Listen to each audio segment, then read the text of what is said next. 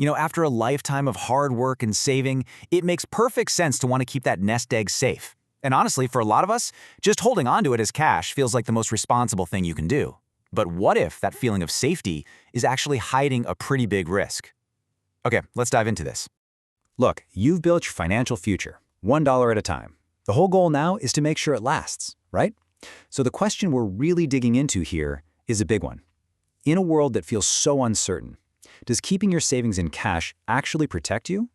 Or does it open you up to a different, much quieter kind of danger? And this right here, this picture really gets to the heart of the problem. It's a concept called cash drag. Think of it like an anchor on your boat. While you're trying to sail into a comfortable retirement, that big pile of cash, the thing that feels like security, is actually weighing you down. It's the lost opportunity, the potential growth you're missing out on by just staying put. So what's the biggest cost of this so-called cash drag? Well, it's a force we all know about, but we tend to underestimate, especially when we're thinking about a long retirement. It's inflation. It's like a silent thief that quietly sneaks into your savings account. All right, let's make this real. Imagine you've got a solid $100,000 saved up in cash for retirement. It's a nice, round number. It feels substantial. It feels secure. You're not touching it. You're just letting it sit there as your safety net. Now let's hit the fast forward button and go out 2 decades, which for a retiree is a totally realistic time frame. And let's use an average inflation rate of just 3%. I know 3% doesn't sound like much from year to year, but over time it compounds, and it quietly eats away at what your money can actually buy. And here's the part that's, well, it's pretty shocking. After those 20 years, your original 100 grand now has the buying power of just about $55,000. You've lost almost half its value without spending a single dime. That is the silent theft of inflation in action. Now what's really fascinating here is how even tiny changes in inflation just accelerate that damage. Take a look at this chart. It shows the erosion on just $10,000. At a 2% inflation rate, you're losing over $3,000 in value. Bump that up to 3%, and suddenly the loss is closer to $4,500. And at 5%, whoa, the loss balloons to over $6,000. The main point here is pretty clear. In every single one of these scenarios, cash that's just sitting there is guaranteed to lose ground over time. This quote from Lincoln Financial really hits the nail on the head. That feeling of safety you get from cash is real. I get it, but it's not free.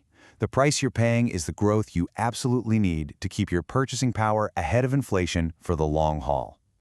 Okay, so if stuffing all your savings in a mattress or a savings account isn't the answer, what is? Well, it's not about taking crazy risks, not at all. It's about being smarter, being more strategic with the whole idea of a safety net itself. This is the big dilemma every retiree faces, right? How do you balance that deep down need for security with the simple math that says you need growth? The answer isn't about choosing one or the other. It's about creating a system that actually gives you both. So how do we build that system? I want to introduce you to the 3-speed safety net. I love this concept because it's not some complicated investment plan. It's really an organizational strategy.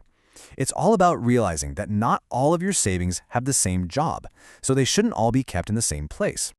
And the framework is beautifully simple. It's just 3 distinct tiers. First up, you've got your instant cash for immediate needs.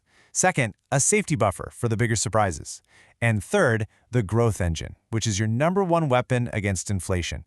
Okay, let's break down exactly what each of these speeds looks like and how they all work together to build a much stronger, more resilient financial plan for your retirement.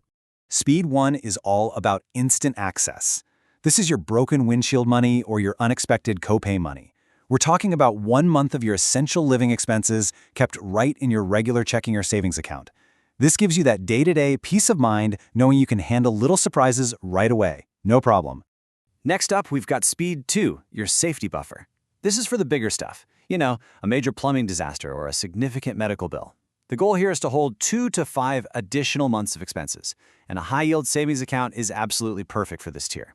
You'll earn way more interest than a standard account, and frankly, waiting 1 or 2 business days to get the money is totally fine for these kinds of things.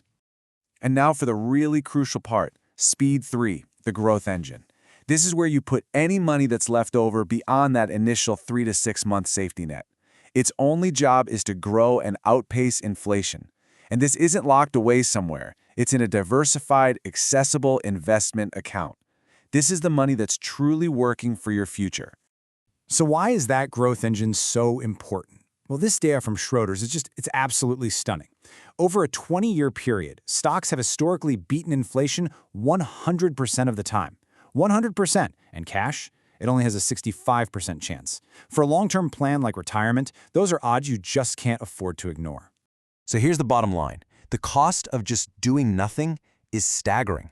For every $10,000 of that extra savings that you leave sitting in a low-yield account, you could be giving up over $10,000 in potential growth over the next decade.